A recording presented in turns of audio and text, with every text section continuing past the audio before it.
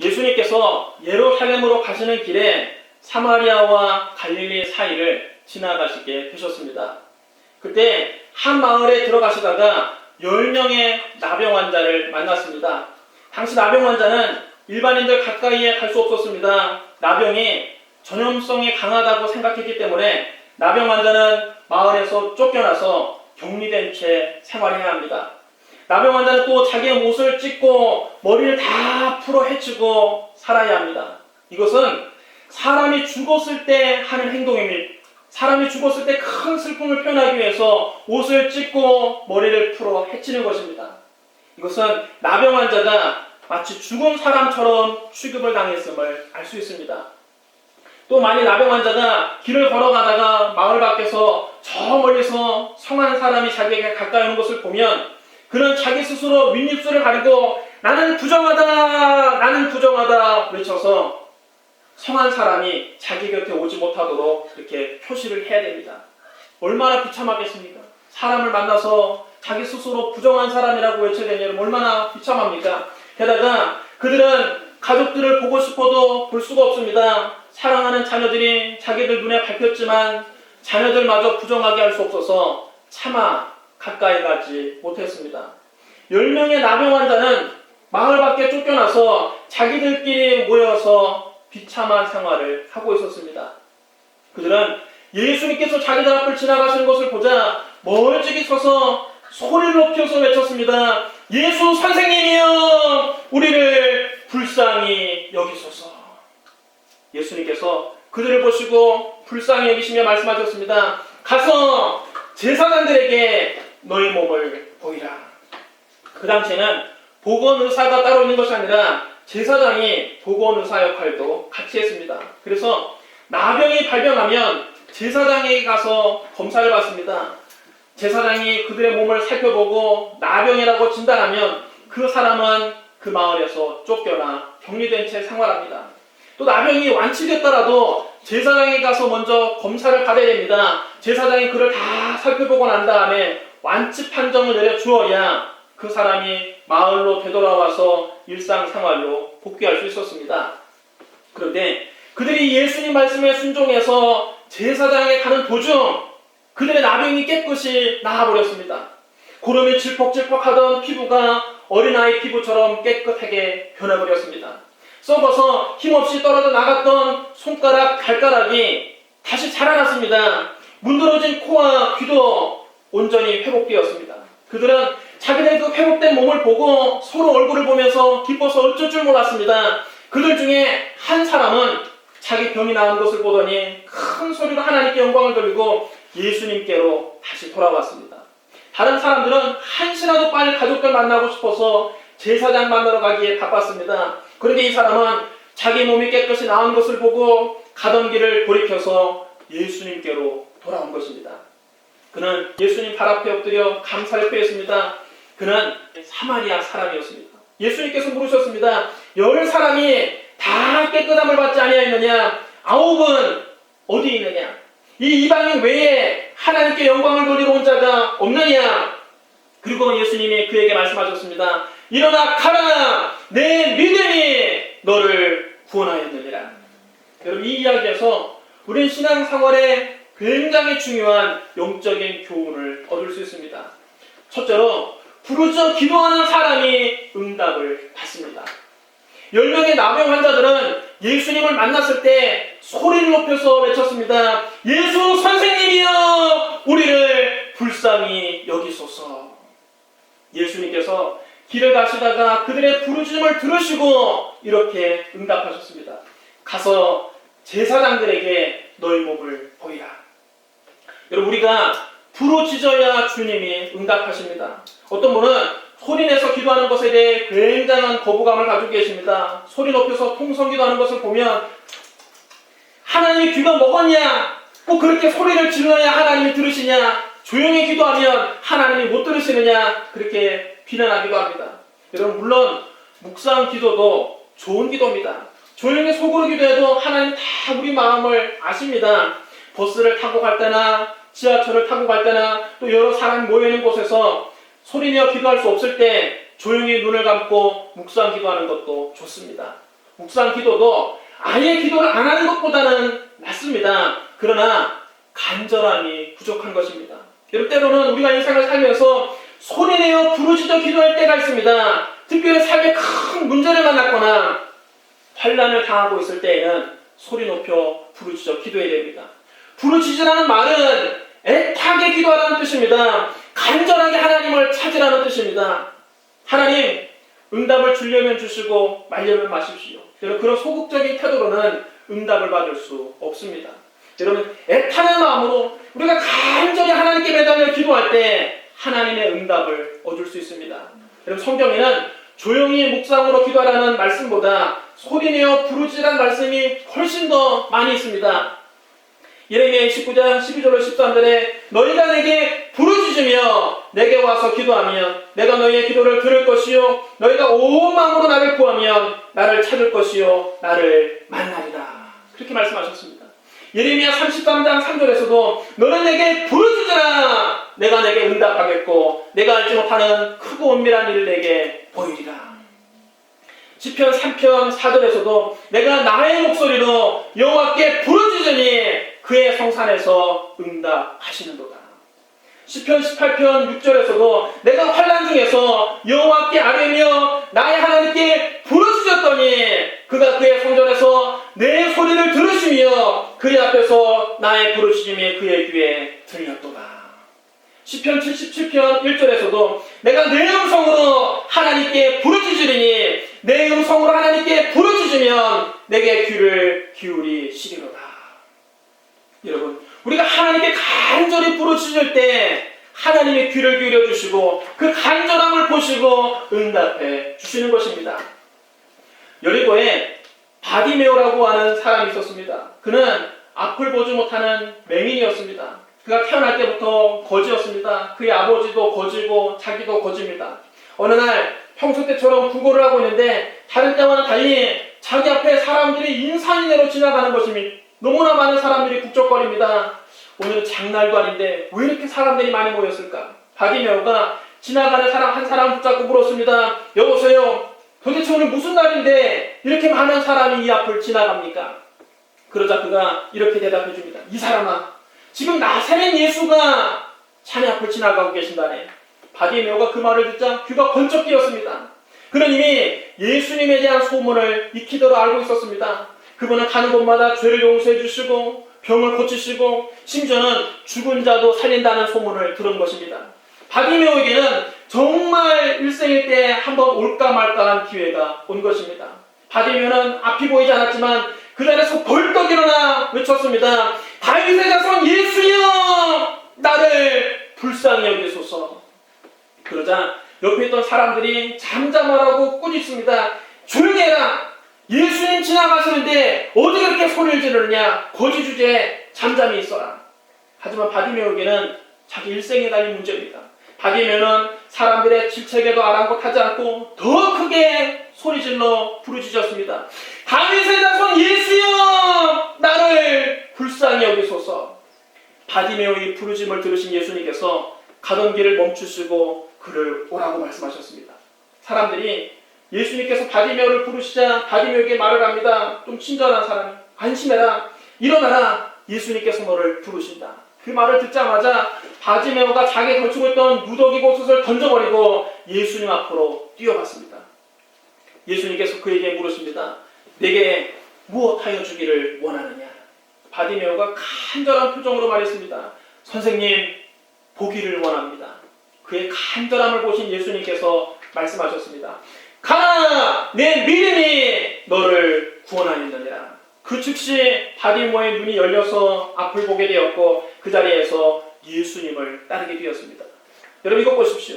정말 우리에게 간절한 소원이 있을 때에는 주님 앞에 나와서 소리질러 기도해야 됩니다. 체면 불구하고 염치 불구하고 하나님께 부르짖어 외쳐야 됩니다. 그러면 주님께서 그 간절함을 보시고 응답해 주시는 것입니다. 지금 여러분 삶에 문제가 있습니까? 정말 간절한 소원이 있습니까? 그렇다면 주님 앞에 나와서 소리 높여 부르짖으십시오. 하나님께 간절히 부르짖어서 응답받는 저 여러분 되시기를 주님의 이름으로 축원합니다. 둘째로 순종하는 사람이 기적을 체험합니다. 나병 환자 10명이 소리 높여 부르짖을 때 예수님께서는 이렇게 말씀하셨습니다.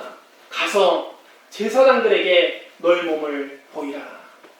이 말씀은 너희들이 이제 깨끗함을 받았으니까 율법이 정한 대로 제사장을 찾아가서 병이 나았다는 인증을 받으라는 것입니다. 제사장에게 진찰을 받고 병이 나았다는 확증을 받으라는 것입니다. 그러나 예수님이 이렇게 말씀하신 후에도 그들의 몸에는 아무런 변화가 일어나지 않았습니다. 예수님이 제사장에 가서 너희 몸을 보이라고 말씀하셨는데 자기들의 피부를 보니까 여전히 고름이 짓물러서 질퍽질퍽 하거든요. 손가락, 발가락은 여전히 썩어 들어가고 있습니다. 코와 귀도 여전히 문드러져 있습니다. 이 상태로 제사장을 만나러 갔다가는 깨끗함을 받았다는 인증은 고사하고 오히려 나병 환자가 함부로 마을에 들어왔다고 마을 사람들에게 돌에 맞아 죽을지도 모릅니다. 나병 환자들은 심각한 고민에 빠졌을 것입니다. 예수님 말씀을 따를 것인가? 눈에 보이는 증거를 따를 것인가? 예수님 말씀을 따라서 정말 제사장에 가서 우리 몸을 보여야 되는가? 아니면 지금 우리 몸이 낫지 않았으니까 이대로 그냥 있어야 되는가? 심각하게 고민했습니다. 고민 끝에 그들은 눈에는 아무 증거 안 보여도 예수님 말씀에 순종하기로 결단했습니다. 평생 나병 환자로 마을 밖에 격리돼서 가족들 얼굴조차 한번 보지 못하고 살 바에야 차라리 제사장을 만나러 갔다가 마을 사람들에게 돌에 맞아 죽는 한이 있더라도 예수님 말씀에 희망을 걸어보기로 한 것입니다. 그들은 조심스럽게 한 걸음 한 걸음 마을을 향해서 자기들의 발을 내딛었습니다. 몸 상태는 여전히 안 좋습니다. 피부 곳곳에 여전히 고름이 질퍽질퍽합니다. 손가락, 발가락도 여전히 썩어가고 있습니다. 코와 귀는 여전히 문드러져 있습니다. 마을이 가까워질수록 마음이 복잡해집니다. 생각이 많아집니다. 믿음으로 앞으로 계속 가야 될 것인가? 아니면 지금이라도 포기하고 뒤로 돌아갈 것인가? 그들은 고민하고 또 고민하면서 마을을 향해서 한 걸음씩 걸어 나아갔습니다. 눈에 아무 증거 안 보여도 예수의 말씀 하나 붙잡고 앞으로 나아갔습니다. 10명의 나병 환자가 마을 입구에 가까이 왔을 때 놀랍게도 그들의 병이 깨끗이 나아버렸습니다. 고름에 질퍽하던 피부가 어린아이 피부같이 깨끗하게 되었습니다. 썩어서 힘없이 떨어져 나갔던 손가락, 발가락이 다시 자라났습니다. 문드러진 귀와 코도 회복되었습니다. 하나님의 기적은 순종할 때 일어나는 것입니다. 우리가 하나님 말씀에 순종할 때, 온전히 순종할 때 일어납니다. 눈에 아무 증거 안 보여도 주님 말씀에 끝까지 순종하는 사람이 하나님의 기적을 체험하는 것입니다. 그럼 이스라엘 백성들이 요단강 앞에 이르렀을 때에 하나님께서는 여호수아에게 말씀하셨습니다. 너는 언약궤를 맨 제사장들에게 명령하여 이르기를 너희가 요단 물가에 이르거든 요단에 들어서라 하라. 온 땅의 주 여호와의 궤를 맨 제사장들의 발바닥이 요단물을 밟고 멈추면 요단물 곧 위에서부터 흘러내던 물이 끊어지고 한 곳에 쌓여 서리라. 여러분, 이스라엘 백성들이 요단 앞에 이르렀을 때는 공교롭게도 추수 때였습니다. 곡식을 거두는 시기였는데 그때가 되면 항상 요단 강물이 강둑까지 넘쳐 흘렀습니다. 거대한 강물이 지금 세차게 흘러가고 있습니다. 언약궤를 맨 제사장들이 범람하는 그 요단강 앞에 섰을 때 고민하지 않을 수가 없습니다. 자기를 눌러볼 때 요단강의 평소 때보다 더 물이 불어나서 넘실넘실 넘치고 있거든요. 물이 세차게 흘러가고 있거든요. 거기를 지금 걸어가라는 것입니다.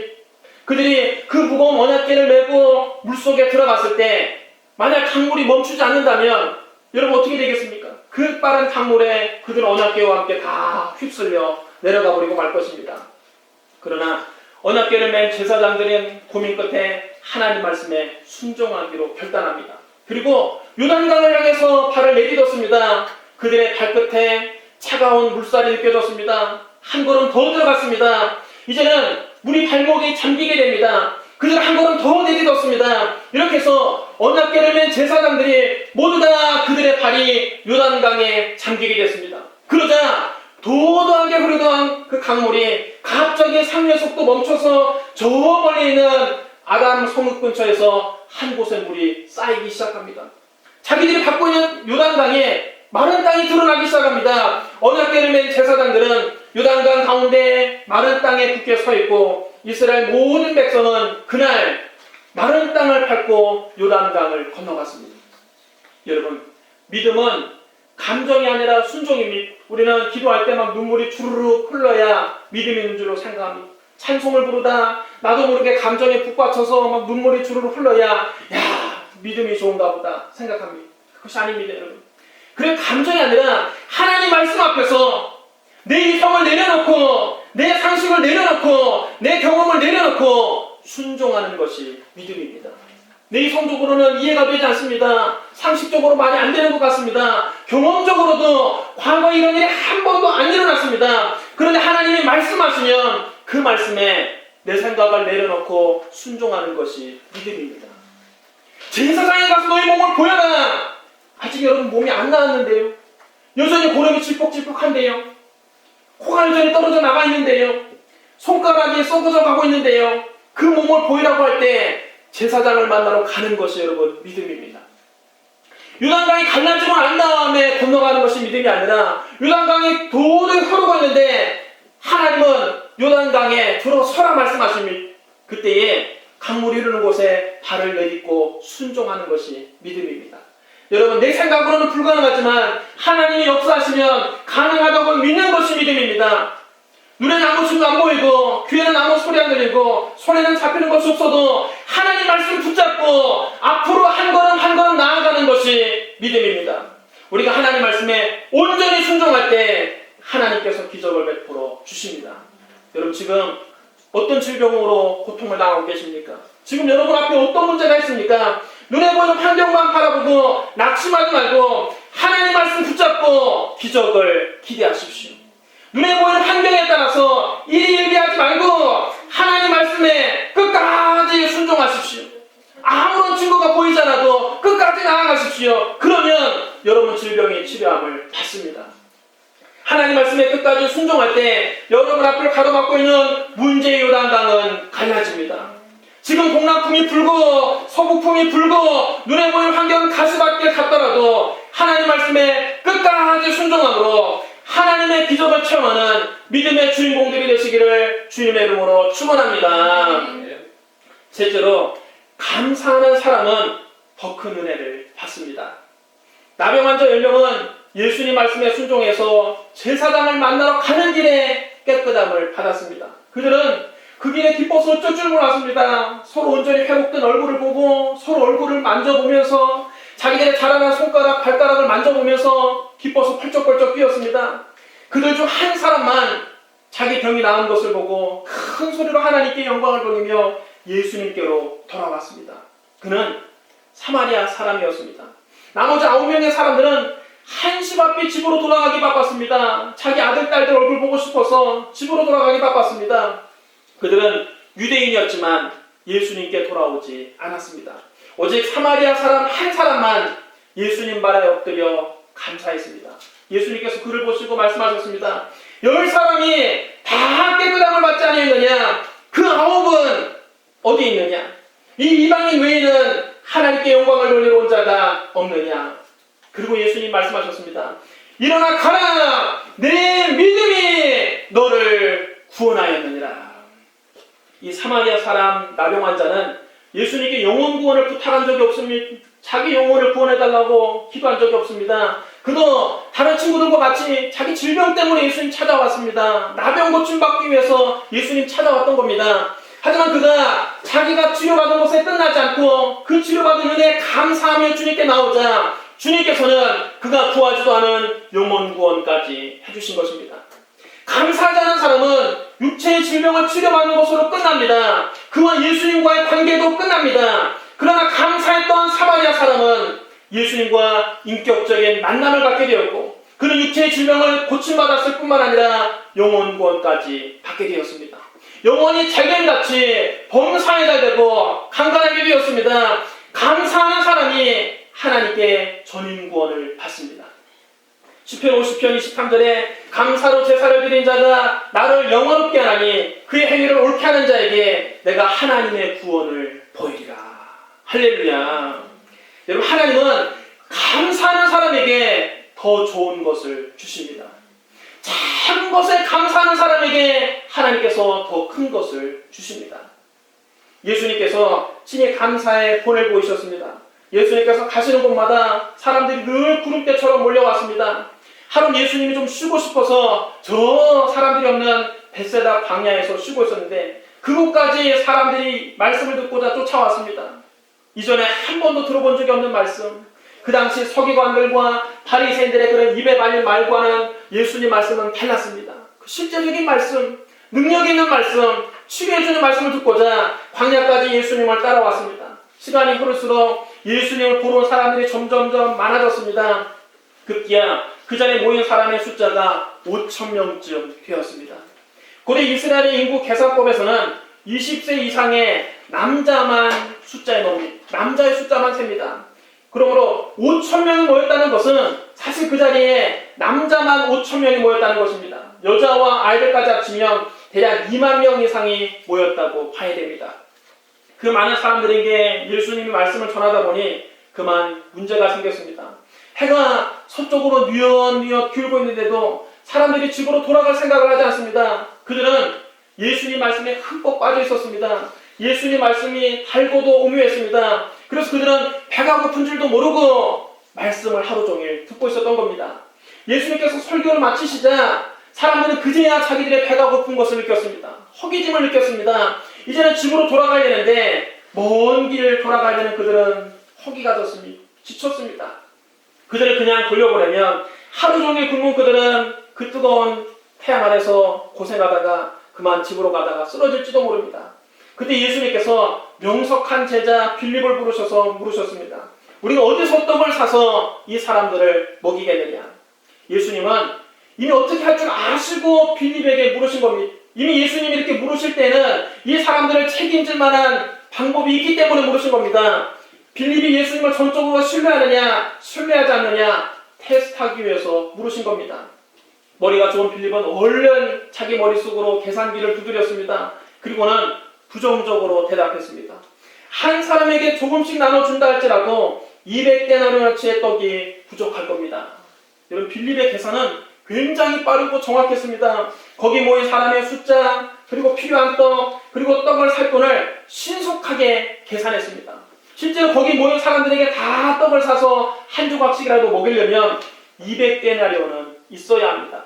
200데나리온은 한 사람이 200일을 꼬박이라고 한 푼도 쓰지 않아야 모을 수 있는 돈입니다. 여러분, 요즘으로 말한다면 아마 한 사람의 1년치 연봉에 해당할 것입니다. 뿐만 아니라 그곳은 이미 빈들이요, 날이 이미 저물어갑니다. 떡 산 곳도 그곳에 없습니다. 예수님께서 그 계산을 못해서 빌립에게 물으신 것이 아닙니다. 예수님께서 거기가 빈들이라는 것을 몰라서 빌립에게 물으신 게 아닙니다. 예수님은 빌립에게 믿음의 고백을 듣기를 원하셨던 겁니다. 빌립이 계산하면서 한 가지 중요한 것을 빠뜨렸습니다. 그 자리에 예수님이 함께 계시다는 사실을 빠뜨린 것입니다. 빌립은 지금 당장 필요한 돈 계산은 빠르고 정확하게 했지만 머릿속에서 예수님을 빼먹었습니다. 여러분, 우리도 인생을 살면서 빌립과 같을 때가 많이 있습니다. 눈앞에 닥친 문제만 바라보느라 그만 예수님을 놓쳐버립니다. 문제 해결에 필요한 돈 계산하기에 바빠서 그만 예수님을 새카맣게 잊어버립니다. 그러니까 문제는 갈수록 크게 보이고 해결할 방법이 없다고 발만 동동 구르는 것입니다. 아유, 이 문제 해결하면 얼마가 있어야 되는데 통장 들어보니까 우리 턱 떴거든요. 문제를 해결해 줄 전능하신 예수님이 항상 내 곁에 계신데도 그 예수님이 안 보이는 겁니다. 그런데 또 다른 제자 안드레는 군중 속에 들어가서 이것저것을 찾아보았습니다. 그리고는 한 아이가 보리떡 5개와 물고기 2마리를 가지고 있다는 것을 발견했습니다. 안드레는 그것을 가지고 기적을 기대하는 마음으로 예수님께 가지고 나왔습니다. 주여, 여기 한 아이가 보리떡 5개와 물고기 2마리를 가지고 있나이다. 그러나 이것이 이 많은 사람에게 얼마나 크겠습니까? 사실 여러분, 보리떡 5개와 물고기 2마리는 그 아이의 한 끼 도시락밖에 안 됩니다. 보리떡 5개와 물고기 2마리로 5,000명을 먹일 수 없습니다. 턱없이 부족한 양이니 그것 가지고 여러분 누구 코에 붙이겠습니까? 그런데 예수님은 그렇게 작은 것을 받아들고서도 하늘을 우러러 감사하셨습니다. 예수님께서 떡을 다져 축사하신 후에 앉아있는 들에게 나눠주시고 물고기도 그렇게 그들의 원대로 주시니라. 그렇게 기록되어 있습니다. 여기서 여러분 축사하셨다는 말씀이 감사하셨다는 뜻입니다. 감사기도 하셨다는 뜻입니다. 영어 성경에는 축사하셨다는 말씀을 gave thanks 그렇게 번역했습니다. 여러분 지금 감사할 만한 상황입니까? 먹여야 할 사람은 남자만 5,000명입니다. 여자와 아이들까지 합치면 2만 명이 넘습니다. 그런데 예수님 손에 준 것은 보리떡 5개, 물고기 2마리 뿐입니다. 그러나 예수님은 그 작은 것을 가지고 하늘을 우러러 감사기도 하셨습니다. 그러자 여러분 어떤 일이 벌어졌습니까? 놀라운 기적이 일어났습니다. 제자들이 가서 떡을 잘라주면 도로 자라나고 떡을 잘라주면 도로 났습니다. 물고기도 잘라주면 도로 나고 잘라주면 도로 자라났습니다. 그렇게 해서 어린아이 한 끼 도시락밖에 안 되는 보리떡 5개와 물고기 2마리로 거기 모인 5,000명의 사람들을 다 먹이셨습니다. 남자만 5,000명이니까 여자와 아이들까지 합치면 2만 명이 넘는 사람들을 먹이신 겁니다. 그것도 조금씩 정말 깨알같이 나눠주신 것이 아니라 모두 다 배불리 먹었다고 성경은 말씀합니다. 그리고도 남은 조각이 12바구니에 가득 차게 되었습니다. 여러분 우리가 지금 작은 것에 하나님께 감사할 때 하나님께서 큰 기적을 베풀어 주십니다. 그러므로 여러분도 눈에 보이는 문제만 바라보고 절망하지 말고 여러분과 항상 함께 계신 예수님을 바라보고 감사하시기 바랍니다. 작은 것에 감사함으로 더 큰 은혜를 경험하는 저와 여러분 되시기를 주님의 이름으로 축원합니다. 사랑하는 성도 여러분, 하나님 우리에게 놀라운 은혜를 이미 베풀어 주셨습니다. 시편 103편 1절 5절은 이렇게 말씀합니다. 내 영혼아 여호와를 송축하라. 내 속에 있는 것들아 다 그의 거룩한 이름을 송축하라. 내 영혼아 여호와를 송축하며 그의 모든 은택을 잊지 말지어다. 그가 내 모든 죄악을 사하시며 내 모든 병을 고치시며 내 생명을 파멸해서 속량하시고 인자와 긍휼로 간을 씌우시며 좋은 것으로 내 소원을 만족하게 하사 내 청춘을 독수리같이 새롭게 하시는도다. 하나님께서는 예수 그리스도의 십자가를 통해 우리의 모든 죄를 사하셨습니다. 우리의 모든 병을 고치셨습니다. 우리의 생명을 파멸해서 속량하셨습니다. 인자와 긍휼로 간을 씌우셨습니다. 좋은 것으로 우리 소원을 만족하게 하십니다. 우리 청춘을 독수리같이 새롭게 하십니다. 하지만 오늘날에도 열의 9은 이런 은혜를 받고도 감사하지 않습니다. 열의 1명만 하나님께 감사합니다. 예수님은 오늘날에도 감사하는 사람을 찾으십니다. 10사람이 다 깨끗함을 받지 아니하였느냐? 그 9은 어디 있느냐? 그리고 감사하는 사람에게 말씀하십니다. 일어나 가라! 내 믿음이 너를 구원하였느니라. 오늘 여러분은 그 9에 속한 사람입니까? 감사하는 한 사람입니까? 예수님의 십자가를 통해서 주시는 그 모든 혜택을 잊지 말고 감사함으로 날마다 더 큰 은혜를 누리는 저와 여러분 되시기를 주님의 이름으로 축원합니다. 기도하겠습니다. 사랑의 하나님 아버지, 주님의 은혜와 사랑을 감사합니다. 예수님의 십자가를 생각할 때 그저 감사할 것밖에는 없습니다. 우리를 구원해 주신 하나님께 모든 영광 돌리며 감사합니다. 어떤 상황에서도 어떤 환경에서도 감사하며 살게 하여 주시옵소서. 예수님 이름으로 감사하며 기도드리옵나이다. 아멘.